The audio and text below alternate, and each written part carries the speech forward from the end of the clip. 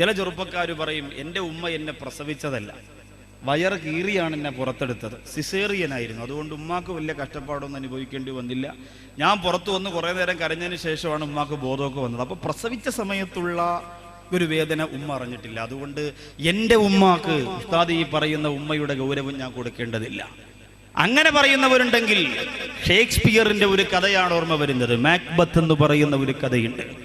സ്കോട്ട്ലാൻഡിലെ രാജാവായിരുന്ന ഡങ്കനെ വകവരുത്തിയിട്ട് മാക്ബത്തും ഭാര്യയും ആ രാജസ്ഥാനം അലങ്കരിച്ചു കൊണ്ടിരിക്കുമ്പോൾ മാക്ടഫ് എന്ന് പറയുന്ന ഒരാൾ മാക്ബത്തിനെ കൊല്ലാൻ വേണ്ടി കടന്നു വന്നപ്പോൾ മാക്ബത്തിന്റെ മുഖത്ത് ഒരു ഭയം കാണുന്നില്ല. മാക്ടഫ് ചോദിച്ചു, എന്തുകൊണ്ട് നീ എന്നെ പേടിക്കുന്നില്ല? അയാൾ ചിരിച്ചുകൊണ്ട് പറഞ്ഞു, ഒരു അമ്മ പ്രസവിച്ചവർക്ക് എന്നെ കൊല്ലാൻ സാധിക്കില്ല എന്ന് മൂർത്തികൾ ഞങ്ങളോട് അറിയിച്ചിട്ടുണ്ട്. അതുകൊണ്ട് അമ്മ പ്രസവിക്കാത്തവരായി ലോകത്താരുമില്ലാത്തത് കൊണ്ട് ആര് കത്തി കാണിച്ചാലും വാള് കാണിച്ചാലും എനിക്ക് പേടിയില്ല, എന്നെ കൊല്ലാൻ കഴിയില്ല, ഞങ്ങൾ മൂർത്തികളിൽ വിശ്വസിക്കുന്നവരാണ്. ആ സമയത്ത് മാക്ടഫ് ചിരിച്ചുകൊണ്ട് പറഞ്ഞു, എന്നെ അമ്മ പ്രസവിച്ചതല്ല. അക്ബത്ത് ചോദിച്ചു, അതെന്തേ?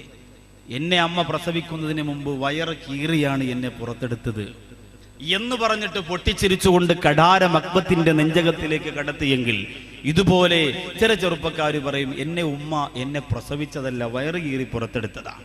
അങ്ങനെയാണെങ്കിൽ ലോകത്ത് ഈ സ്നേഹം പഠിപ്പിച്ച പ്രവാചകൻ നബി മുഹമ്മദ് മുസ്തഫ സല്ലല്ലാഹു അലൈഹി വസല്ലമ തങ്ങൾ തന്റെ ഉമ്മയെ മാത്രമല്ല ഉമ്മ എന്ന് വിളിച്ചിട്ടുള്ളത്, പിന്നെയോ ഉമ്മയെ മാത്രമല്ല ഉമ്മ എന്ന് വിളിച്ചിട്ടുള്ളത്.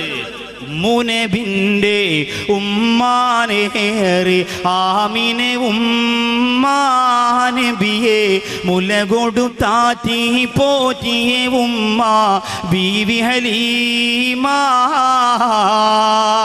അല്ലാഹുവിന്റെ റസൂൽ സല്ലല്ലാഹു അലൈഹി വസല്ലമ തങ്ങളുടെ പ്രിയപ്പെട്ട ഉമ്മ ആമിന ബീവിയാണെങ്കിലും പാല് കൊടുത്തതാരാ, ഓമനിച്ചതാരാ, പോറ്റി വളർത്തിയതാരാ? ഹലീമ ബീവി റളിയല്ലാഹു അൻഹയാണ്. അവരെ എന്താണ് അല്ലാഹുവിന്റെ റസൂൽ വിളിച്ചിരുന്നത്? മോനെ ഉമ്മ ഉമ്മ ഉമ്മ എന്നാ വിളിച്ചിരുന്നത്. അതുകൊണ്ട് സിസേറിയനായതുകൊണ്ട് വയറുകേറി പുറത്തെടുത്തത് കൊണ്ട് എന്റെ ഉമ്മയോട് എനിക്ക് സ്നേഹം കാണിക്കേണ്ട കാര്യമില്ല എന്ന് പറയേണ്ട ചെറുപ്പക്കാരാ. മാതാവിന്റെ സ്നേഹമെന്ന് പറയുന്നത് എന്റെ പ്രിയമുള്ള മക്കളാകുന്ന സഹോദരങ്ങളെ നമുക്ക് നിർബന്ധമാക്കിയെടുക്കുക. ഏറ്റവും വലിയ നീരുവറ്റാത്ത സ്നേഹത്തിന്റെ ഉറവയാണ് മാതാവിനല്ല പൊട്ടിച്ചു കൊടുത്തിരിക്കുന്നത്. അല്ലാഹുവിന്റെ ഖുർആൻ പറയുന്നുണ്ട്, ഏറ്റവും അധികം വേദനയോട് ഒരു പൊന്നുമോനെ സമുദ്രത്തിലേക്ക് നെയിൽ നദിയിലേക്ക് ഒഴുക്കി വിട്ട ഒരു മാതാവിന്റെ കണ്ണീരിന്റെ കഥ സഹിക്കാനാകാതെ ആ സമുദ്രത്തിന്റെ കരയിൽ നിന്ന് വിമ്മിപ്പൊട്ടിപ്പോയ ഒരു മാതാവിന്റെ കഥ. ഏതു പ്രവാചകന്റെ മാതാവാണത്? നെയിൽ നദിയിൽ ഒഴുക്കിവിട്ട പ്രവാചകൻ മൂസാ നബി അലൈഹി സ്വലാം. കിസ് പ്രോഗ്രാം ഒക്കെ നടത്തി എല്ലാവരെയും പഠിപ്പിച്ച് സെറ്റപ്പാക്കി വെച്ചിരിക്കുകയാണ്. ഖുർആനിൽ ഏറ്റവും കൂടുതൽ പേര് പറഞ്ഞിട്ടുള്ള പ്രവാചകൻ മൂസാ നബി അലൈഹി സ്വലാം. ഏറ്റവും അധികം ഒരൊറ്റയടിക്ക് കിബ്തി വർഗത്തിൽപ്പെട്ട ഒരാളെ കൊന്നുകളഞ്ഞ പ്രവാചകൻ മൂസാ നബി അലൈഹി സ്വലാം. മദീനയിൽ അടക്കപ്പെട്ട പ്രവാചകൻ മാറോന്ന് ചോദിച്ചാൽ എല്ലാം അങ്ങനെ മൂസ എന്ന് പറയുന്നത് ചോദിച്ചിട്ട് ചോദിച്ചതാ. എല്ലാം അങ്ങനെ മൂസാ നബി എന്ന് പറയാൻ വേണ്ടി പെട്ടെന്ന് ചോദിച്ചതാ. ശരി. അപ്പോ ഈ മൂസാ നബി അല്ലാഹുവിന്റെ ഖുർആൻ പറയുന്ന വലഖദ് മനന്ന അലൈക മറത്തൻ ഉഖറാ ഇദ് അവൈനാ ഇലാ ഉമ്മിക മാ യുഹാ അനിഖദി ഫീഹി ബിത്താബൂതി ഫഖദി ഫീഹി ബിൽ യമ്മി. അല്ലാഹുവിന്റെ ഖുർആൻ പറയുകയാണ് ആ മാതാവിന്റെ സങ്കടമത. മൂസാ നബി അലൈഹി സ്വലാത്തു വസ്സലാം ആകുന്ന കുഞ്ഞിനെ അവിടുത്തെ രാജാവ് ഇനി പിറന്നു വീഴുന്ന ആൺമക്കൾ തനിക്ക് നാശമുണ്ടാക്കുമെന്ന് മനസ്സിലാക്കിയപ്പോ പിറന്നു വീഴുന്ന ആൺമക്കളെ മുഴുവനും കൊല്ലാ പ്രഖ്യാപനം നടത്തുകയാണ്. അങ്ങനെ എല്ലാ മക്കളെയും കൊന്നൊടുക്കുമ്പോ മൂസാ നബി ആൺകുട്ടിയാണല്ലോ, ആൺകുട്ടിയെ രക്ഷപ്പെടുത്താൻ വേണ്ടിയിട്ട് പെട്ടിക്കകത്താക്കിയിട്ട് നെയ്യ് നദിയുടെ ഓളങ്ങളെ തലോടിയിട്ട് ആ പെട്ടി എങ്ങനെ ഒഴുകിപ്പോര കഥ പറയുന്നുണ്ട്. ആ ഉമ്മാടെ മനസ്സെത്ര വേദനിച്ചിട്ടുണ്ടാവും സഹോദരങ്ങളെ. വേളാവൂർ സ്കൂളിലേക്ക് പോകാൻ 8 മണിക്ക് ഒരുങ്ങി തയ്യാറായി ഉമ്മാന്റെ കവളത്ത് മുത്തം കൊടുത്തിട്ട് പോകുന്ന പോകുന്ന 6 വയസ്സുള്ള പൊന്നുമോള് വൈകുന്നേരം 4 മണിക്ക് മടങ്ങി വരുന്നത് വരെ മനസ്സിന്റെ ഉള്ളിൽ സമാധാനമില്ലാതെ കുട്ടിയെ കുറിച്ച് ചിന്തിച്ചു കൊണ്ടിരിക്കുന്ന എന്റെ വേളാവൂരിലെ ഉമ്മ, തിരുവനന്തപുരത്ത് പോലും ഈ 2 ആഴ്ച മുമ്പ് നടന്ന സംഭവമാ. 125 സ്കൂൾ വിദ്യാർത്ഥികളെയും കടത്തിപ്പോയ വാഹനം ഒരു ലോറിയുടെ പിന്നിലിടിക്കുകയാ. ഒരപകടവും സംഭവിച്ചില്ല, ലൈറ്റൊന്ന് പൊട്ടിയതേ ഉള്ളൂ. പക്ഷേ പോലീസിനെ കണ്ടപ്പോ ഡ്രൈവർ ഇറങ്ങി ഓടുകയാ. പോലീസ് ഓട്ടിച്ചിട്ട് പിടിച്ചപ്പോ ആ ഡ്രൈവർ മൂക്കറ്റം കള്ളു കുടിച്ചിരിക്കുകയാണ്. 125 മക്കള്, 4 വയസ്സുള്ള 5 വയസ്സുള്ള ആ പ്രിയപ്പെട്ട മക്കൾ ഉമ്മാന്റെ കവളത്ത് മുത്തം കൊടുത്ത് വേഗം തൂക്കിയിട്ട് സലാം പറഞ്ഞു പോകുന്ന പ്രിയപ്പെട്ട മക്കളെ കൊണ്ടുപോകുന്ന ഡ്രൈവർ എങ്ങനെയാണെങ്കിൽ സമാധാനമുണ്ടോ ഉമ്മ?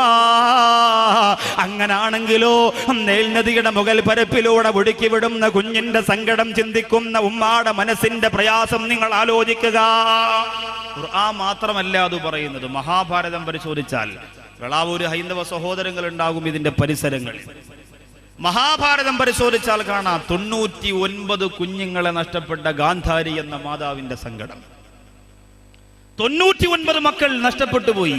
ശ്രീകൃഷ്ണ ഭഗവാന്റെ മുഖത്ത് നോക്കിയിട്ട് ഗാന്ധാരി പറഞ്ഞു, എന്റെ 99 മക്കളെയും കൊല്ലിച്ചു കളഞ്ഞല്ലോ. മറുപടി പറയാൻ ശ്രീകൃഷ്ണ ഭഗവാന് വാക്കുകളില്ല. കാരണം ആ മാതാവിന്റെ നൊമ്പരം അത്രത്തോളം വലുതാണ്. ഇതുപോലെ ഒരുപാട് ഒരുപാട് ഒരുപാട്. ഇപ്പോ വൈലോപ്പിള്ളി ശ്രീധരമേനോൻ എഴുതിയ മാമ്പഴം എന്ന് പറയുന്ന മനോഹരമായ കവിത, അതൊരു അമ്മയുടെയും ഒരു കുഞ്ഞിന്റെയും ബന്ധത്തെ വിളിച്ചോതുന്ന കവിതയാണ്. എത്ര ഭംഗിയാണതൊക്കെ. ഇന്നങ്ങനെയുള്ള കവിതകൾ നമുക്ക് കാണാനില്ല, കിട്ടാനില്ല.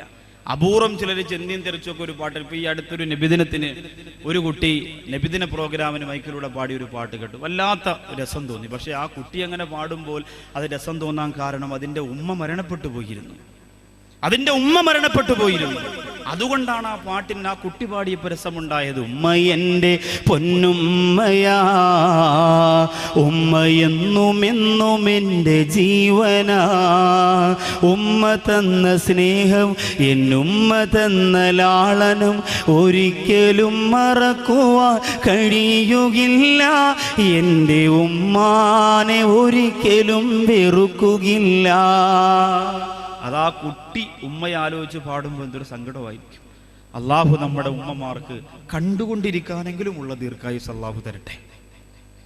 എത്ര രോഗിയാണെങ്കിലും നമ്മൾ പരിചരിക്കണം, എത്ര രോഗിയാണെങ്കിലും നമ്മൾ നോക്കണം. ഗുരുവായൂർ ഭാഗത്ത് ഒരു ഉമ്മ മരണപ്പെട്ടപ്പോൾ 3 മാസത്തിന് ശേഷം അവിടെ പ്രസംഗം നടന്നപ്പോൾ ആ പ്രസംഗ സ്റ്റേജിൽ വന്ന പ്രിയപ്പെട്ട 7 മക്കൾ സങ്കടത്തോടി പറയാണ്, ഉസ്താദേ ഞങ്ങളുടെ ഉമ്മ മരണപ്പെട്ടു പോയി.